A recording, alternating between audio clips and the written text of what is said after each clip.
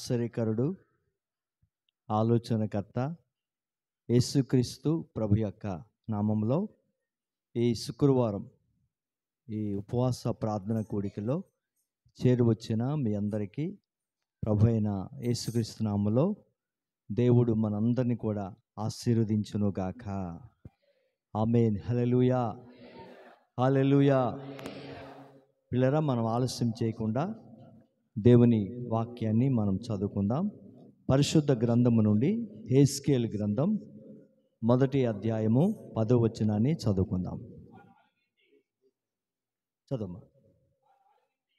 ఆ నాలుగింటి ఎదుటి ముఖ రూపములు మానవ ముఖం వంటివి, కుడిపార్శ్వపు రూపములు సింహం ముఖం వంటివి, ఎడమ పార్శ్వ ముఖములు ఎద్దు ముఖము వంటివి, నాలుగింటికి పక్షిరాజు ముఖం వంటి ముఖములు కలవు. వాటి ముఖములను రెక్కలను వేరువేరుగా ఉండెను. ఒక్కొక్క జీవి రెక్కలను ఒక రెక్క రెండవ జతలో ఒక దానితో కలిసి ఉండెను. ప్రియులరా, అందరూ జాగ్రత్తగా ఈ వాక్యాన్ని మనం విందాం. మరి హెస్కేలు గ్రంథం ఈ 1వ అధ్యాయము 10వ వచనాన్ని మనం జాగ్రత్తగా చదువుకున్నట్లయితే ఇందులో చాలా విషయాలు పరిశుద్ధాత్మ దేవుడు మనకు బోధిస్తున్నాడు. ఇక్కడ హెస్కేలు అనే పేరుకు అర్థం ఏమిటంటే దేవుడు బలపరిచెను అని దాని అర్థం. హెస్కేలు అనే పేరుకు అర్థం ఏమిటంటే దేవుడు బలపరిచెను అని దాని అర్థం.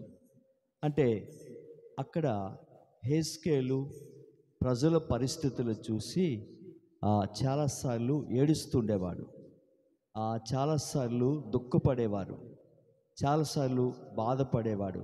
అలాంటి పరిస్థితుల్లో హెస్కేలును దేవుడు ఏం చేసేవాడంటే బలపరిచేవాడు. కాబట్టి నేనున్నాను, నువ్వేమీ భయపడకు, నేను నీకు సహాయం చేస్తాను, నేను నిన్ను బలపరుస్తాను, నేను నీకు తోడుగా ఉంటాను అని ఎన్నోసార్లు దేవుడు హెస్కేలును బలపరిచాడు. కాబట్టి హెస్కేలే కాదు, మన జీవితంలో కూడా కొన్నిసార్లు మనకొచ్చిన అవమానాల బట్టి, మనకొచ్చిన శ్రమల బట్టి, మనకొచ్చిన నిందల బట్టి మనం కూడా కృంగిన స్థితిలో ఉన్నప్పుడు దేవుడు మనల్ని కూడా ఎంతో బలపరిచాడు. ఆయన బలపరచబట్టే ఈరోజు మనం బ్రతికి ఉన్నాం. ఆయన బలపరచకపోతే ఎప్పుడో మనం ఈ తనువు చాలించేవారిమి. ఈ తనువు చాలించకుండా మనం బ్రతికి ఉన్నామంటే అనేక సార్లు దేవుడు మనల్ని కూడా ఏం చేశాడు? బలపరిచాడు. హల్లెలూయా. అయితే ప్రియులారా, ఈ సమయమందు దేవుని వాక్యాన్ని జాగ్రత్తగా మనం పరిశీలన చేస్తే వాక్యం యొక్క అంశం ఏమిటంటే హెస్కేలుకు కలిగిన దర్శనము. చెప్పండి. హెస్కేలుకు కలిగిన దర్శనము. కాబట్టి హెస్కేలు చెప్పాలంటే చాలా ప్రార్థనాపరుడు.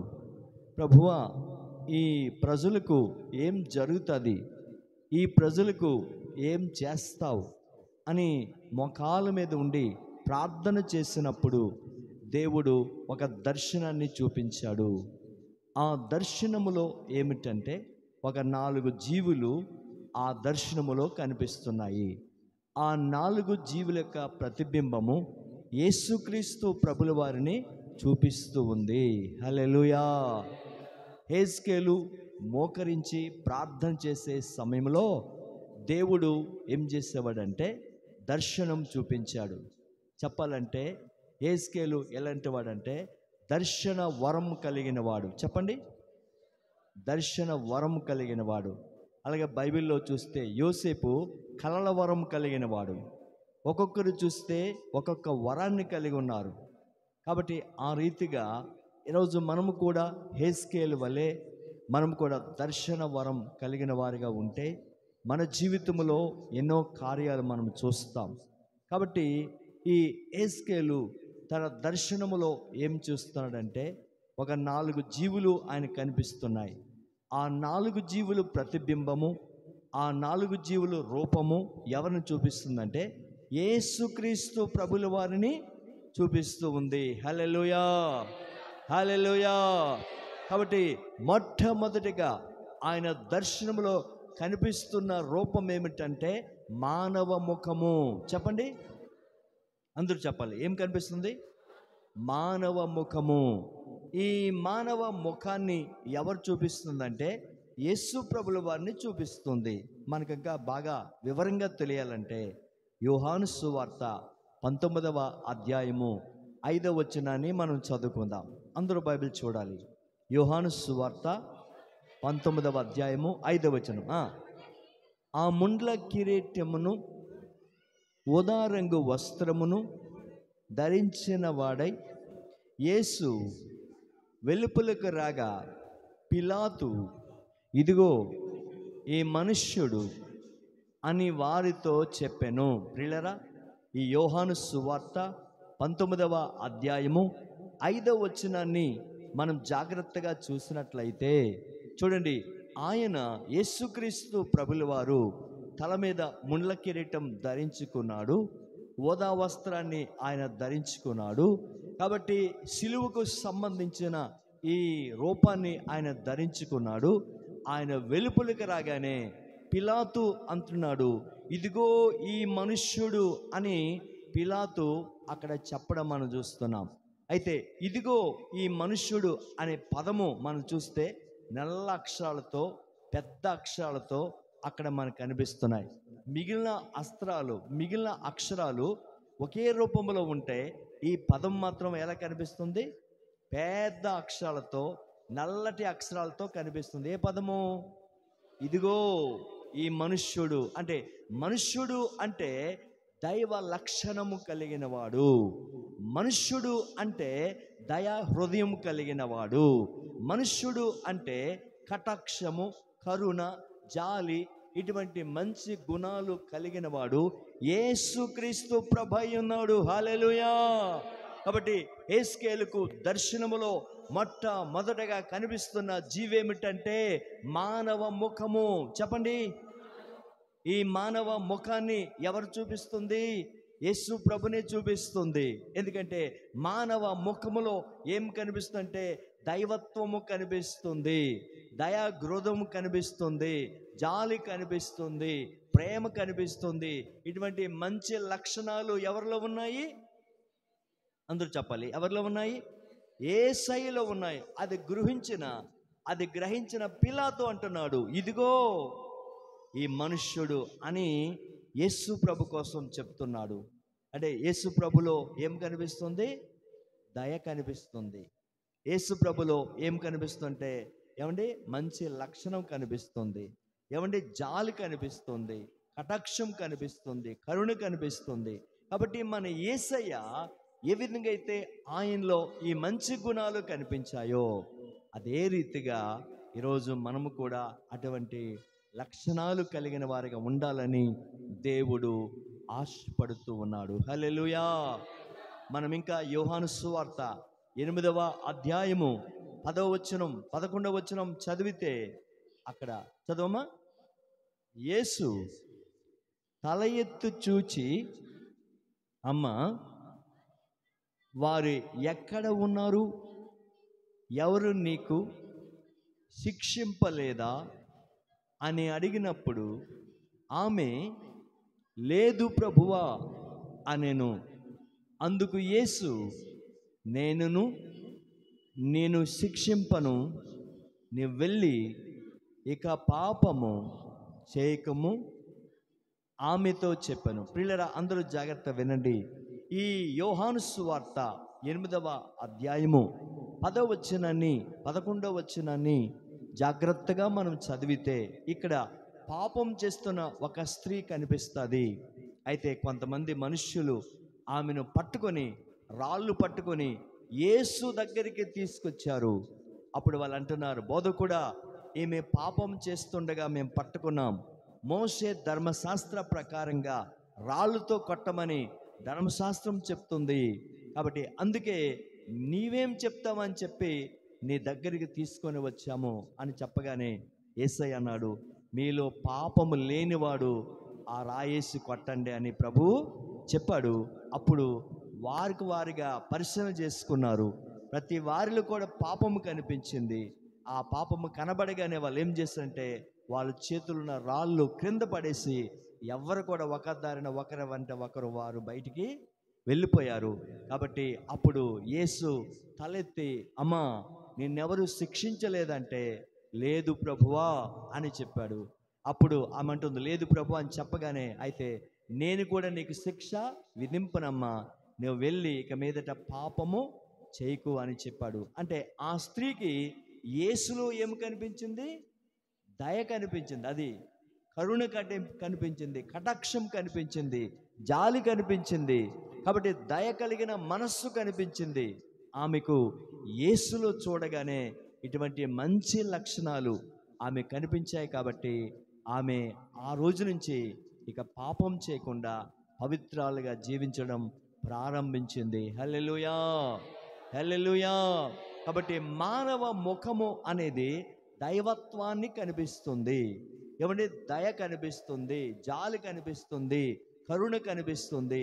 అదే రీతిగా మన యేసయ్య ఏ విధంగా అయితే దయ హృదయం కలిగిన వాడో, ఆయన బిడ్డలుగా మనము కూడా అలాంటి స్వభావం కలిగి మనము ఉండాలి. అందుకే రూతు గ్రంథం 2వ అధ్యాయము 13వ వచనం మనం చూస్తే బోయాజు కూడా రూతు పట్ల ఏం కలిగి ఉన్నాడో మనం చూద్దాం. అందుకు ఆమె చూడండి, ఈ రూతు గ్రంథం 2వ అధ్యాయము 13వ వచనం మనం చదివితే, అందుకు ఆమె, నా ఏలినవాడా, నేను నీ పనికత్తులలో ఒక దానిని కాకపోయినా నన్ను ఆదరించి నీ దాసురాలగు నా యందు ప్రేమ కలిగి మాట్లాడితివి గనుక నా ఎడల నీకు కటాక్షము కలిగనిమ్మని చెప్పెను. హల్లెలూయా. దయచేసి బాగా గమనించండి. ఈ రూతు గ్రంథం 2వ అధ్యాయము 13వ వచనం మనం చూస్తే ఇక్కడ రూతు బోయాజుతో ఏం చెప్తుందంటే, అయ్యా నీవు నా ఎడల కటాక్షం కలిగావు, నీవు నా ఎడల దయ కలిగావు, నీవు నా ఎడల కరుణ చూపించావు, నువ్వు చూపించిన మంచి లక్షణాలు బట్టే ఈరోజు నేను నీ పొలములో నేను ఉండగలుగుతున్నాను అని ఆ రూతు బోయాజులో ఉండే ఆ దయ కలిగిన హృదయం కోసం ఇక్కడ మాట్లాడుచూ ఉన్నది. కాబట్టి బోయాజు ఏ విధంగా అయితే ఆ రూతు పట్ల దయ చూపించాడో, ఆ రూతు పట్ల ప్రేమ చూపించాడో, ఆ రూతు పట్ల కరుణ చూపించాడో, ఆ రూతు పట్ల కటాక్షం చూపించాడో, అదే రీతిగా నశించిపోయే ప్రజల వైపు మనము కూడా అలాంటి హృదయం కలిగిన వారుగా, మనం దేవుని బిడ్డలుగా మనము కూడా అలాంటి స్వభావం కలిగిన వారిగా మనము ఉండాలి. ఏమండి, మన ముఖంలో ఏం కనిపించకూడదు? మన ముఖములో కఠినత్వం కనిపించకూడదు, మన కన్నుల్లో క్రూరత్వం కనిపించకూడదు, మన కన్నుల్లో పగ కనిపించకూడదు, ద్వేషం కనిపించకూడదు. మన ముఖములో, మన కళ్ళల్లో, మన జీవితంలో ఏం కనిపించాలంటే, ఈ బోయాజు ఏ విధంగా అయితే ఆ రూతు పట్ల దయ కలిగిన వాడిగా ఉన్నాడో, మనం కూడా ఇతరుల పట్ల, ప్రజల పట్ల మనం కూడా ఏం కలిగి ఉండాలి? చెప్పాలి, ఏం కలిగి ఉండాలి? ఒక్కొక్కసారి అడుక్కున్నాడు వచ్చి, అమ్మా భిక్షందేహి అన్నపూర్ణేశ్వరి అని కొన్నిసార్లు పెద్ద పెద్ద ఏమండి పొగుడతాడు. అప్పుడు వీళ్ళు ఏమంటారు తెలుసా? ఇలా చేయకాలు లేదంటారు. ఏమంటారు? చేయకాలు లేదు. మనల్ని పొగిడించడానికి ఆయన ఏమంటాడంటే, అమ్మా అన్నపూర్ణేశ్వరి, మాతా భిక్షందేహి అని ఎన్నెన్నో గొప్ప గొప్ప పేర్లతో పిలుస్తాడు ఆయన. ఎందుకు? మనల్ని పొగిడి ఏదో ఒక భిక్షం పొందాలని, ఏదో ఒక మా సహాయం చేస్తామని మన ఆ వ్యక్తి అలా అడిగితే ఇంట్లో ఉన్న వాళ్ళు ఏమంటారు? చేయి కాలేదు, అటు వెళ్ళిరా అని అంటారు కొంతమంది. అంటే అర్థం ఏంటి? ఇవ్వడం ఇష్టం లేక, అంటే వారికి ఏమి లేదు. చెప్పాలి, ఏం లేదు? దయ లేదు. కాబట్టి మనం కేజీలు బియ్యం ఇవ్వకపోయినా కనీసం మన ఇంట్లో గుప్పుడు బియ్యం అయినా ఆ వ్యక్తికి, అడుక్కున్న వ్యక్తికి చెప్పాలి, ఇవ్వాలి.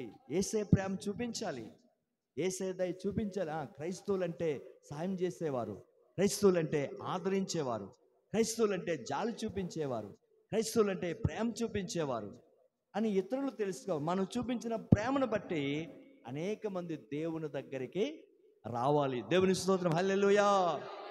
ఓ పాస్టర్ గారు చెప్పారు, కొత్తగా బాప్తిజం తీసుకొని సంఘానికి వచ్చిన ఒక వ్యక్తికి యాక్సిడెంట్ అయి కాలు ఇరిపోయిందట.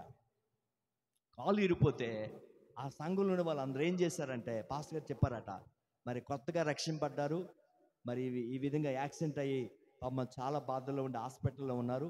కాబట్టి సంఘ బిడ్డలని మీరేం చేస్తారంటే, రోజుకొకరు భోజనం ఏర్పాటు చేయండి. ఉదయం టిఫిను, మధ్యాహ్నం భోజనం, రాత్రి భోజనం.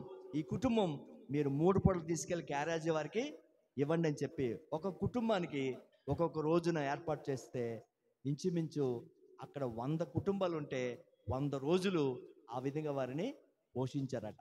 ఆ యాక్సిడెంట్ అయిన ఇంటిలో వంట చేయకుండా, వారింట్లో ఏ విధంగా భోజన పదార్థాలు తయారు చేయకుండా ఈ సంఘ బిడ్డలే క్యారేజ్ పట్టుకెళ్ళి ఇస్తే వారి తాలూకు బంధువులు, వారి తాలూకు స్నేహితులు వాళ్ళందరూ చూసి, ఏంటి ప్రేమ ఇలాగ ఉంటుందా, యేసయ్య ప్రేమ అంటే ఎలా ఉంటుందా, ఇంత బాగా ఆదరిస్తారా, ఇంత బాగా ప్రేమ చూపిస్తారా, ఇంత బాగా స్నేహం చేస్తారా, ఇంత బాగా సహకరిస్తారని చెప్పి ఆ ప్రేమను చూసి ఆ యాక్సిడెంట్ అయిన ఆ వ్యక్తి కుటుంబంలోంచి ఓ 10 కుటుంబాలు యేసుప్రభుని నమ్ముకున్నారట. ఆమేన్, హల్లెలూయా, హల్లెలూయా. కాబట్టి దేవుని బిడ్డలకు ఏముండాలి?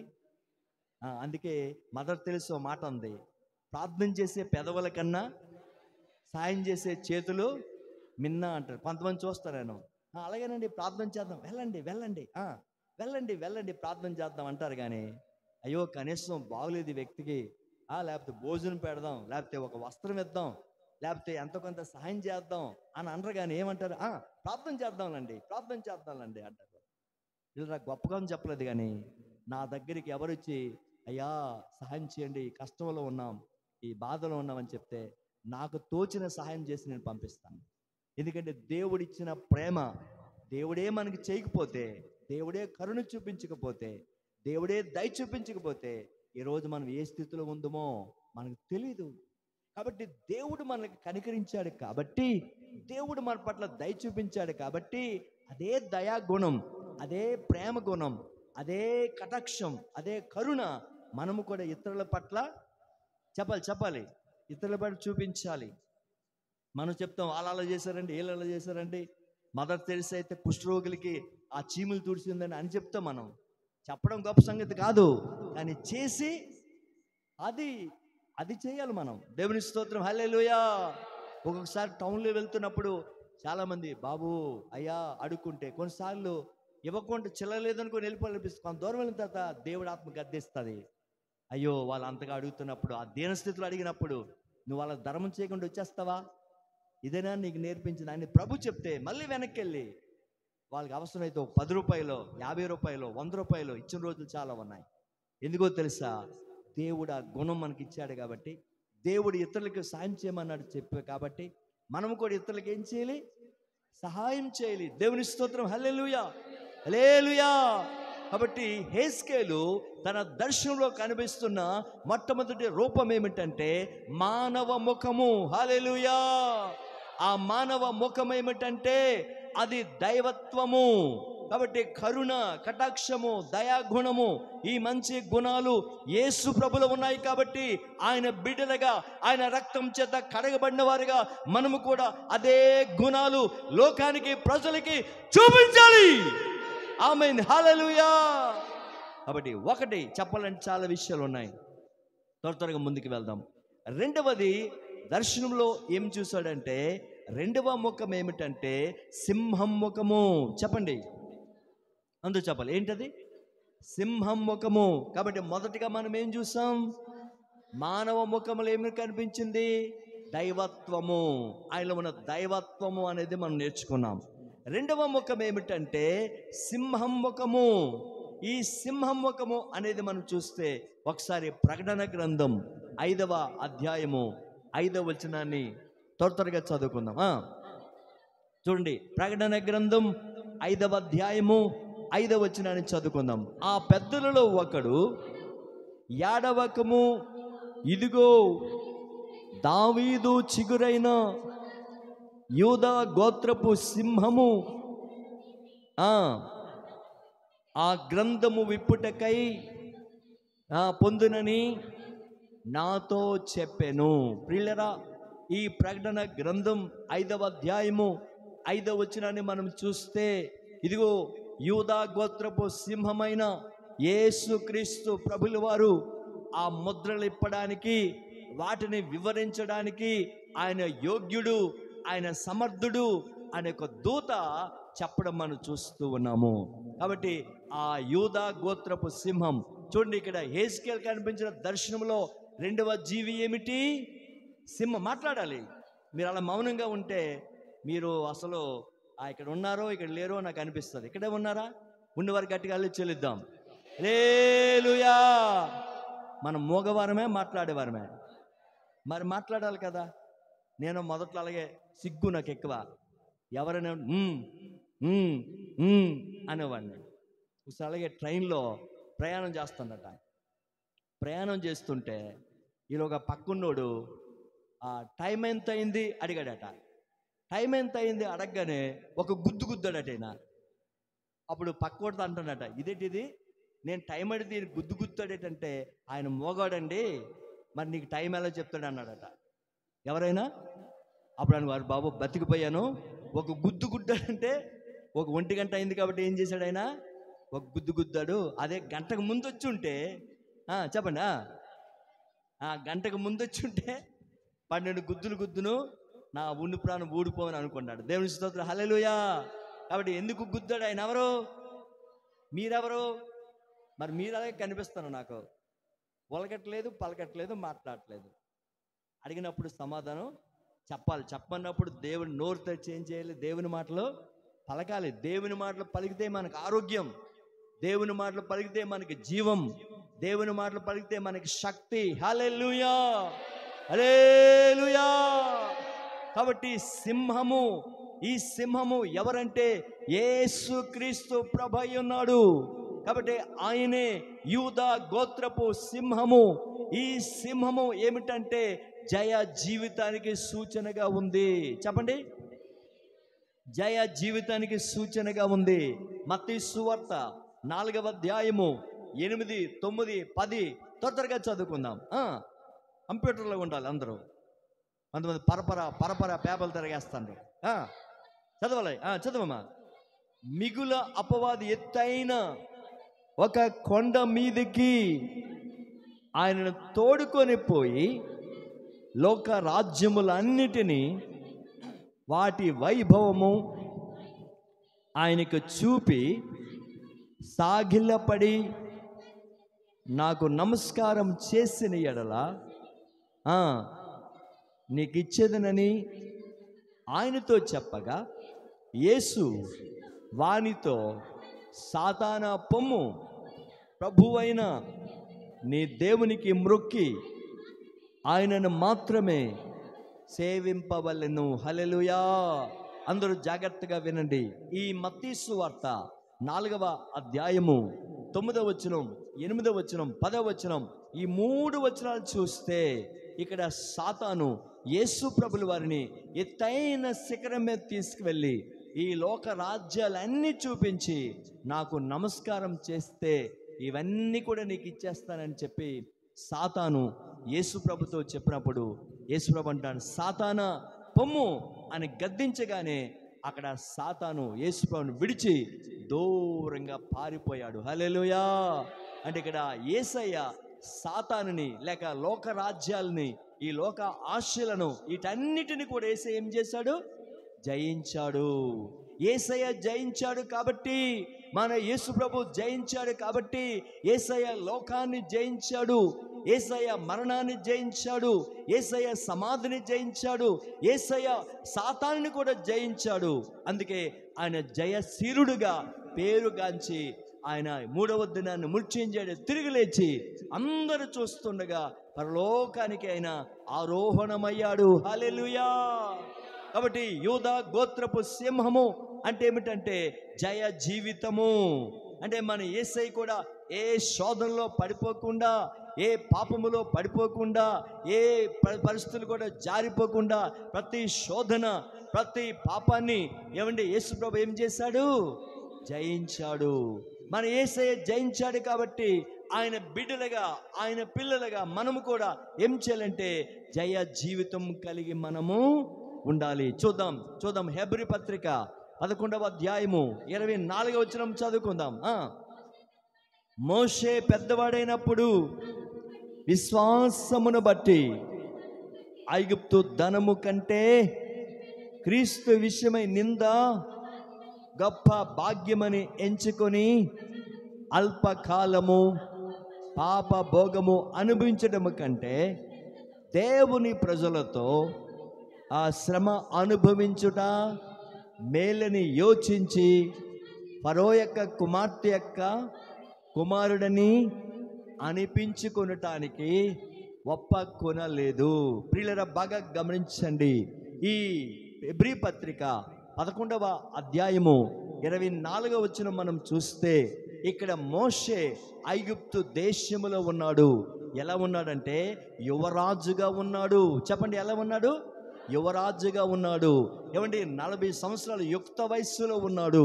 కాబట్టి మంచి అందగాడు, మంచి బలవంతుడు, చెప్పడానికి సుందరుడు, ఏమండి మంచి జ్ఞాని, బాగా గ్రంథాలు చదివినవాడు, బాగా జ్ఞానం కలిగిన వాడు, నైపుణ్యత కలిగిన వాడు, ఎన్నెన్నో యోగ్యతలు కలిగిన మోషే ఐగుప్తు దేశములో చెప్పడానికి ఎన్నో పాపములు ఆయనకి ఎదురయ్యాయి, ఎన్నో శోధనలు ఆయనకి ఎదురయ్యాయి, ఎన్నెన్నో పరిస్థితులు ఎదురయ్యాయి.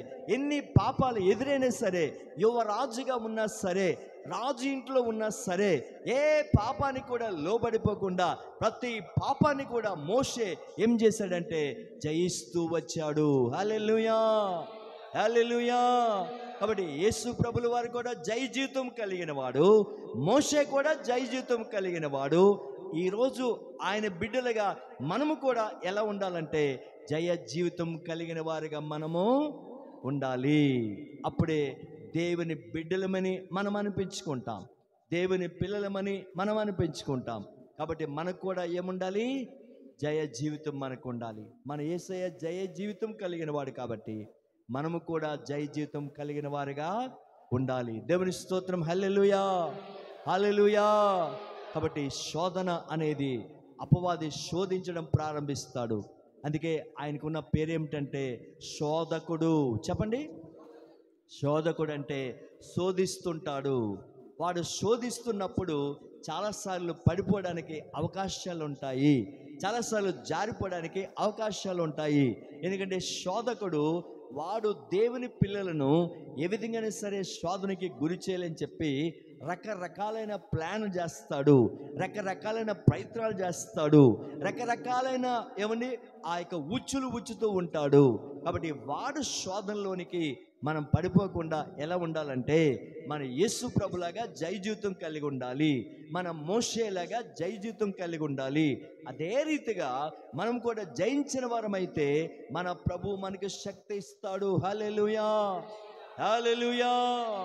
కాబట్టి చెప్పడానికి చాలా విషయాలు ఉన్నాయి, త్వరగా ముందుకు మనం వెళ్దాం. కాబట్టి ఒకటి, మానవ ముఖం ద్వారా మనం ఏం నేర్చుకున్నాం? దైవత్వం అనేది మనం నేర్చుకున్నాం. రెండవది, సింహం ముఖము ద్వారా మనం ఏం నేర్చుకున్నాం? జయ జీవితం మనం నేర్చుకున్నాం. మూడవది మనం చూస్తే ప్రియులరా, ఎద్దు ముఖము అనేది కనిపిస్తుంది. చెప్పండి, ఎద్దు ముఖం అనేది మనం చూస్తున్నాం. కాబట్టి ఈ ఎద్దు కోసం మనం చూస్తే ఒకసారి హెబ్రీ పత్రిక 5వ అధ్యాయము 7వ వచనాన్ని మనం చదువుకుందాం. త్వరగా ఎద్దు ముఖం చూద్దాం. హెబ్రీ పత్రిక 5వ అధ్యాయము 7వ వచనం. శరీర దారి అయిన దినములలో మహారోదనతోనూ కన్నీళ్లతోనూ నన్ను మరణము నుండి రక్షింపగలవానికి ప్రార్థనలను యాచనలను సమర్పించి ఆయన అంగీకరించబడెను. ప్రియులరా, ఈ హెబ్రీ పత్రిక 5వ అధ్యాయము 7వ వచనం మనం చూస్తే ఇక్కడ యేసు ప్రభు కోసం రాయబడి ఉంది.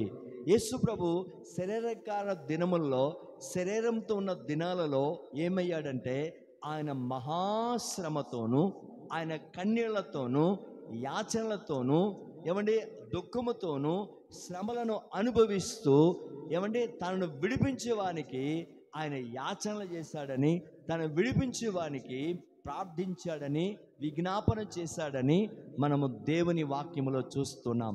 అంటే ఎద్దు ముఖము అంటే ఎద్దు ఎలాగైతే శ్రమ పడతాదో, ఎద్దు ఏ విధంగా అయితే శ్రమజీవిగా ఉంటుందో, అదే రీతిగా యేసుక్రీస్తు ప్రభుల వారు కూడా శ్రమ సహించుట అని దాని అర్థం.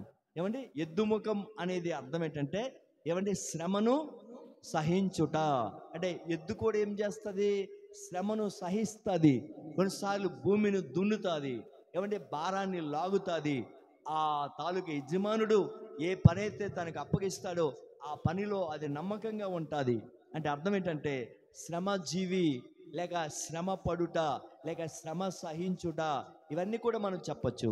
కాబట్టి యేసు ప్రభు కూడా ఎద్దు వలె ఏం చేశాడంటే శ్రమను సహించాడు.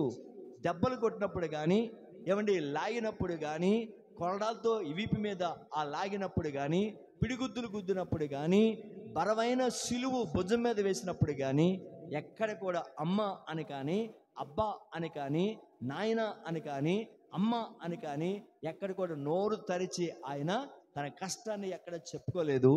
ఆ భారమంతా, ఆ బరువంతా, ఆ శ్రమంతా ఎద్దు వలె ఏం చేశాడు? ఆయన సహించాడు, భరించాడు.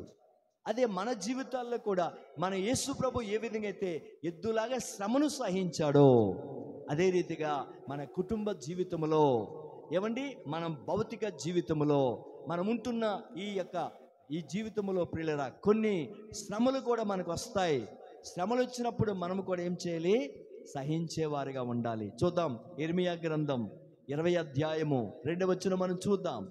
ఇర్మియా గ్రంథం 20వ అధ్యాయము, ఇర్మియా గ్రంథం 20వ అధ్యాయం 2వ వచనం త్వరగా. కొట్టి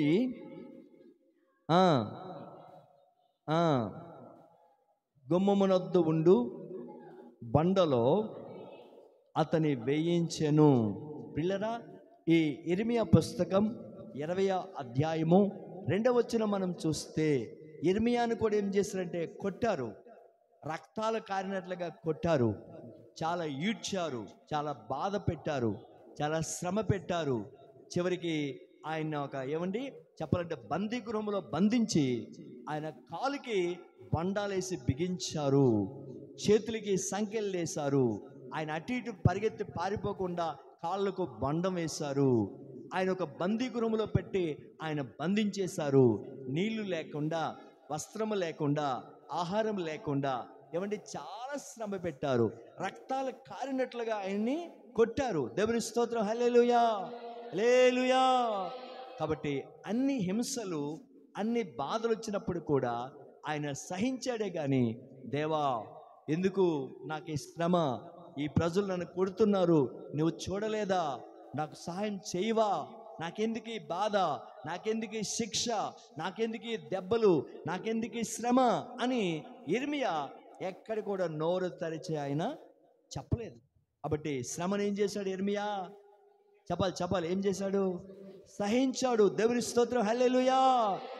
కొన్నిసార్లు మన ఊరు నుండి, కొన్నిసార్లు మన గ్రామం నుండి, కొన్నిసార్లు మనం ఆదివారం బైబిల్ పట్టుకొని వస్తుంటే కొంతమంది అంటారు, ఇదిగో పరిశుద్ధులు వెళ్ళిపోతున్నారు, ఇదిగో నీతిమంతులు వెళ్ళిపోతున్నారు, ఇదిగో భక్తిపరులు వెళ్ళిపోతున్నారు అని కొంతమంది ఏం చేస్తారు? చెప్పండి ఏం చేస్తారు? అప్పుడు ఏం చేయాలంటే, దేవా నువ్వే చూసుకొని ఆయన దేవుని మనము అలాగ ఒక ఆవిడ వచ్చి, పాస్టర్ గారు నేను వస్తుంటే చాలామంది నన్ను కొవ్వొత్తులోలు అని ఎగతాళి చేస్తున్నారండి అని చెప్పిందట. ఏమని చెప్పండమ్మా, నేను మాట్లాడిన తెలుగే కదా, చెప్పండి ఏమంటున్నారట? ఆవిడ వస్తుంటే కొవ్వొత్తులోలు అని ఎగతాళి చేస్తుంటే అప్పుడు పాస్టర్ గారు అన్నట, ఏం భయపడకమ్మా, నువ్వేమంటావంటే మీరు ఊదొత్తులోలు అని చెప్పమ్మా అన్నారట. వాళ్ళు ఎవరు? ప్రతిదానికి ఏం చేస్తారు వాళ్ళు? మనం ఏం చేస్తాం? సరిపోయింది. దేవుని స్తోత్రం, హల్లెలూయా, హల్లెలూయా. కాబట్టి ఇలాంటి కొన్నిసార్లు ఎగతాళి, అవమానాలు, నిందలు ఇవంటి వస్తుంటాయి. కాబట్టి క్రీస్తుని బట్టి ఏం చేయాలి? మనం సహించాలి, భరించాలి. ఒకరోజు భరిస్తే, సహిస్తే ఒకరోజు దేవుడు వాళ్ళందరూ కళ్ళు తెరిచే రోజు వస్తుంది. అప్పుడు వాళ్ళకి అర్థమయ్యే రీతిగా ప్రభు వారికి తెలియజేస్తాడు. దేవుని స్తోత్రం. హల్లెలూయా, హల్లెలూయా. కాబట్టి ఈ రాత్రికాల సమయమందు కాబట్టి మూడవ ముఖం ఎద్దు ముఖం అనేది మనం చూస్తాం. ఎద్దు రూపం కూడా ఎవరిలో కనిపిస్తుంది? యేసు ప్రభులో కనిపిస్తుంది. ఆ యేసు ప్రభు కూడా ఎద్దులాగా శ్రమ భరిస్తూ, కష్టాన్ని భరిస్తూ, బాధను భరిస్తూ ఆయన ఏ విధంగా అయితే లోకములో 33.5 సంవత్సరాలు జీవించాడో అదే రీతిగా ఆయన బిడ్డలుగా మనము కూడా కొన్నిసార్లు శ్రమలు, బాధలు, నిందలు, అవమానాలు మనకు వచ్చినప్పుడు కూడా మనం కూడా ఏం చేయాలి? సహించాలి, భరించాలి. సహించినప్పుడే ఒక రోజున వాటికి తగిన ప్రతిఫలం అనేది మనం చూస్తాం. దేవునికి స్తోత్రం. హల్లెలూయా, హల్లెలూయా. కాబట్టి 4వ ముఖం మనం చూస్తే పక్షిరాజు ముఖము. చెప్పండి, పక్షిరాజు ముఖము. ఒకసారి బైబిల్ చూస్తే సామెతలు 30 అధ్యాయము 18 వచనం చదువుదాం. చూడండి, సామెతలు 30 అధ్యాయము 18 వచనం. నా బుద్ధికి మించినవి 3 కలవు, నేను గ్రహింపలేనివి 4 కలవు. అవి ఏవనగా అంతరిక్షమున పక్షిరాజు జాడ, బండ మీద సర్పము జాడ, నడు సముద్రమున వాడ నడుచు జాడ, కన్యకతో పురుషుని జాడ. చాలన్న ప్రియులరా, ఈ సామెతల గ్రంథం 30వ అధ్యాయము 18వ వచనం మనం చూస్తే అంతరిక్షమున పక్షిరాజు జాడ. అంతరిక్షం అంటే ఎత్తైన స్థలము, లేక ఆకాశ గగనాన. కాబట్టి పక్షిరాజు ఎక్కడ విహరిస్తుంది? చాలా ఎత్తైన ఆ శిఖరములో, ఎత్తైన స్థలములో అది విహారం చేస్తూ ఉంటుంది. దయచేసి బాగా గమనించండి. అంటే పక్షిరాజు అంటే ఆకాశ సంబంధి అని దాని అర్థం. చెప్పండి, ఆకాశ సంబంధి. ఈ పక్షిరాజు వలె యేసు ప్రభుల వారు కూడా ఎలా వెళ్ళారో మీకు తెలియాలంటే ఒకసారి అపోస్తుల కార్యాలు 1వ అధ్యాయము తొందరగా చదువుకుందాం. అపోస్తుల కార్యాలు 1వ అధ్యాయము 11వ వచనం చదువుకుందాం. గలిలయ మనుష్యులారా, మీరెందుకు నిలిచి పరలోకమునకు చేర్చుకొనబడిన ఈ యేసే ఏ రీతిగా మీరు చూచితురో ఆ రీతిగానే ఆయన వచ్చునని. దేవుని స్తోత్రం. హల్లెలూయా.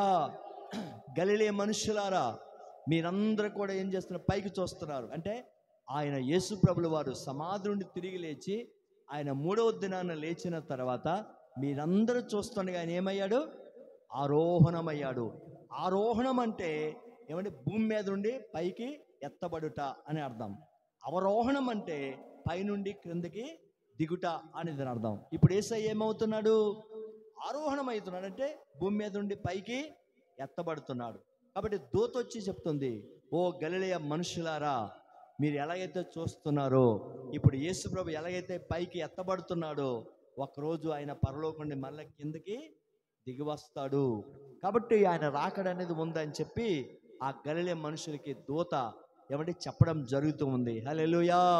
కాబట్టి గలిలయులందరూ చూస్తుండగా యేసు ప్రభు ఏమయ్యాడు? ఆయన భూమి మీద నుండి పరలోకానికి ఆరోహణమయ్యాడు. అంటే పరలోక సంబంధి అని దాని అర్థం. చెప్పండి, పరలోక సంబంధి అంటే భూమి మీద తను వచ్చిన పని ముగించుకున్నాడు కాబట్టి, తను చేయవలసిన కార్యాలు చేశాడు కాబట్టి, తన ప్రాణాన్ని అర్పించాడు కాబట్టి, తన రక్తాన్ని చిందించాడు కాబట్టి, తను వచ్చిన పని సమాప్తం చేసి ఇప్పుడు ఎక్కడికి వెళ్తున్నాడు? ఆయన పరలోకానికి వెళ్ళిపోతున్నాడు. కాబట్టి ఆయన ఎవరైనా పరలోక సంబంధి. చెప్పండి, పరలోక సంబంధి. ఇప్పుడు మనం కూడా ఎవరమి?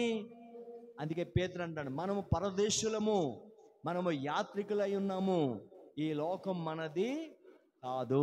ఇప్పుడు భూమి మీదకి ఎందుకు వచ్చాం? చెప్పండి. చూడండి, యాత్రకు వెళ్తారు కొంతమంది యాత్రలకు వెళ్తారు. ఆ గ్రామాలు, ఆ పట్టణాలు యాత్రకు వెళ్ళినప్పుడు ఏం చేస్తారు?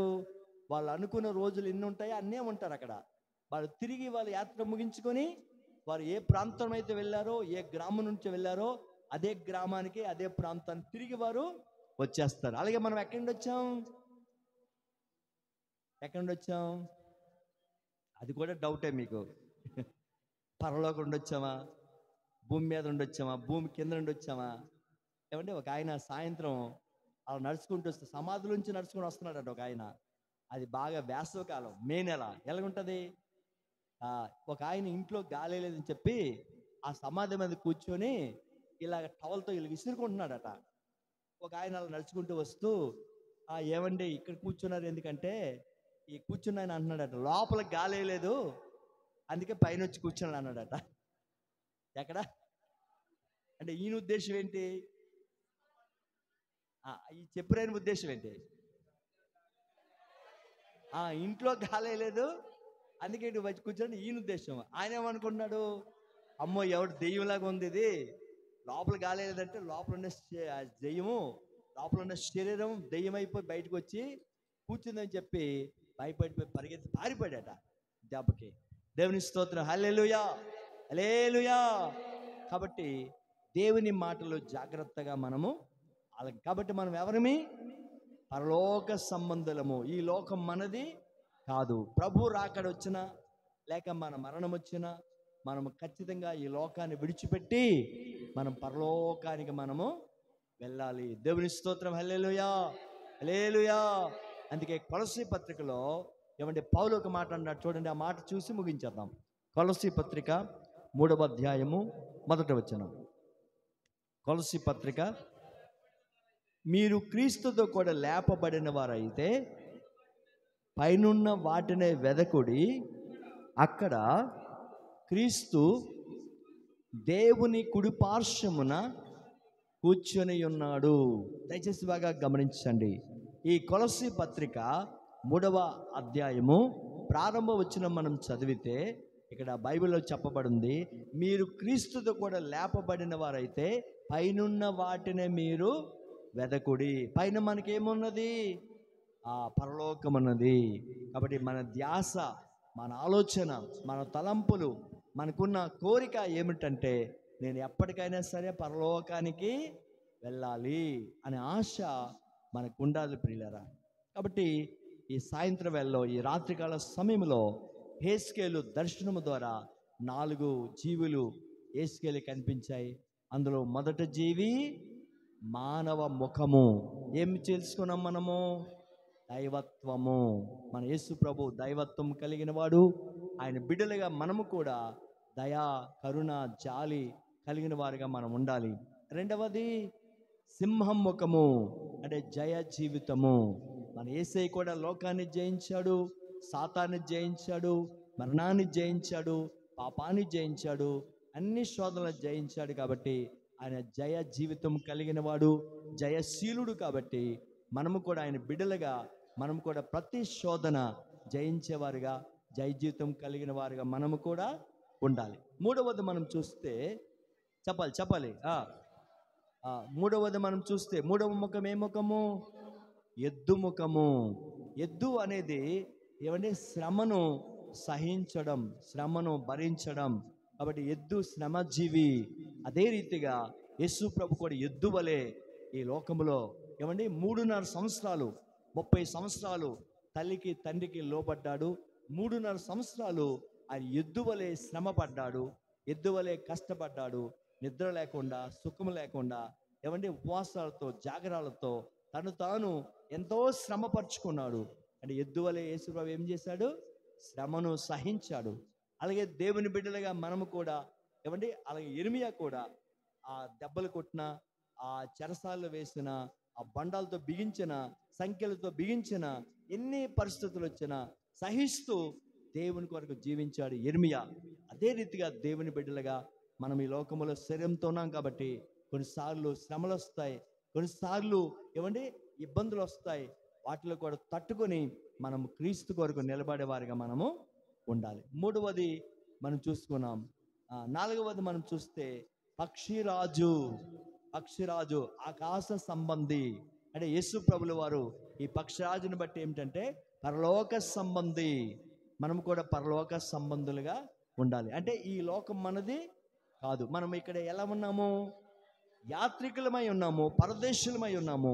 ఈ దేశం మందు కాదు, ఈ లోకం మందు కాదు.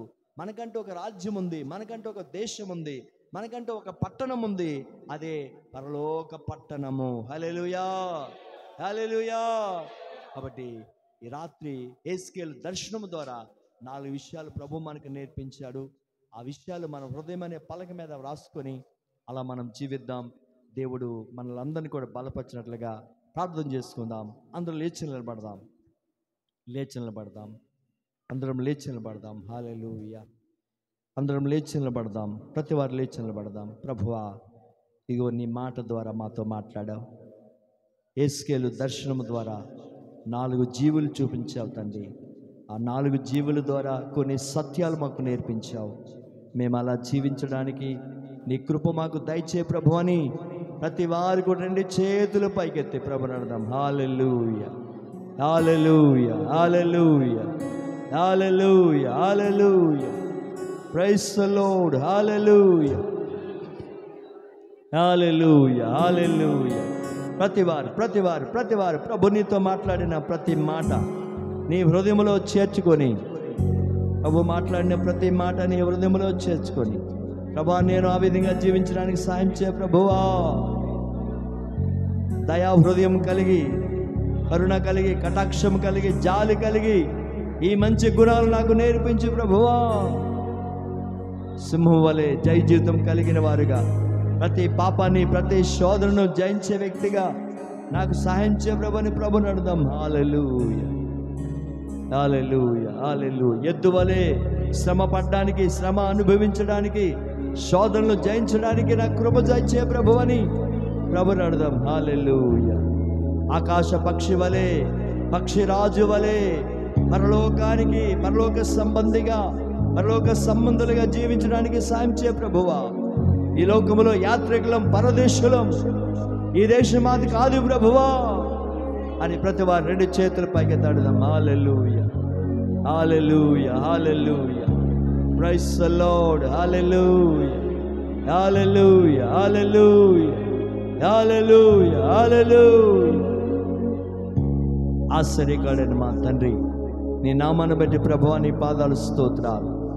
ఈ రాత్రి ప్రభువా చెప్పబడిన ప్రతి మాట ప్రతి వాని హృదయములో బలపరచడానికి, చెప్పబడిన ప్రతి మాట ప్రతి వారి హృదయములో స్థిరపరచబడ్డానికి మీరు కృప చూపించు నాయన. కనికరించి ప్రభువా బలపరచు నాయన. ప్రతి బిడ్డను కూడా పేరు పేరున మీరు ఆశీర్వదించండి. నీ పరలోకపు దీవెనలతో ప్రతి వారిని కూడా మీరు ఆశీర్వదించండి. సమయమందు చేయబడిన ప్రార్థన మీరు ఆలకించండి ప్రభువా. ఎవరు బలహీనంగా ఉన్నారో వారిని బలపరచండి, రోగులను స్వస్థపరచండి. నానా సమస్యల చేత బాధపడుతున్న వారికి సహాయం కలిగించు ప్రభువా. ఓ అద్భుతమైన కార్యం చేయి ప్రభువా. ఈ రాత్రి దర్శించు ప్రభువా. ప్రతి బంధకము నుండి, ప్రతి మాంత్రిక శక్తుల నుండి, దైవ శక్తుల నుండి, మాంత్రిక శక్తుల నుండి వారికి విడుదల కలిగించు ప్రభువా. అద్భుతమైన కార్యం చేయ ప్రభువా. నీ బిడ్డలు ఎంతోమంది నీ సన్నిధికి వచ్చారు తండ్రి. తిరిగి నాయన వారి గ్రామాలకు, వారి గృహాలకు తిరిగి ప్రయాణం అవుతుండగా క్షేమకరమైన ప్రయాణం మీరు దయచేయండి. మరలా మేము ఆదివారం కలిసి నేను స్తుతించినంత వరకు, నీ సన్నిధిలో వచ్చినంత వరకు నీ కాపుదల, నీ కృప ప్రతి కుటుంబానికి, ప్రతి వ్యక్తికి మీరు అనుగ్రహించి బలపరచి నడిపించి సహాయం చేయమని, మీరొక్కరే మహిమ పొందమని యేసు నామమున అడుగుచున్నాము తండ్రి. యేసు రక్తమే చేయం, సిలువ రక్తమే చేయం. యేసు నామం సంపూర్ణ